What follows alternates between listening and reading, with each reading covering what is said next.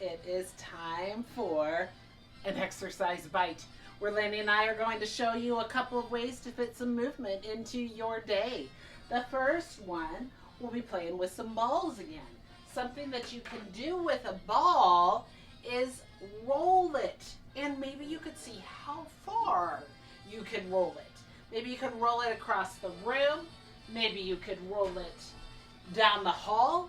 Maybe you have some stairs and you can roll it down some stairs. Just make sure you are being careful and following all of the rules that your caregiver gives you.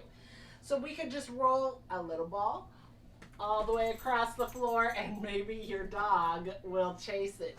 Or you could roll a big ball all the way across the floor. See, will it reach the wall on the other side? Our second movement that we're going to do is pretend that there are things falling from the sky. What are things that come down from the sky? It could be raindrops. Raindrops go straight down. Or maybe it's rain in a storm and it's windy and it might go kind of diagonal. Whoosh, whoosh, whoosh, whoosh, whoosh. Maybe we are snowflakes fluttering down, fluttering softly down like the snow. Or maybe we are leaves whoosh, falling from a tree down to the ground. Use your imagination and some movement to have some fun. Now Lenny's going to give it a try. Lenny loves balls. Lenny will use our medium-sized ball and roll it across the floor. Nice rolling, Lenny.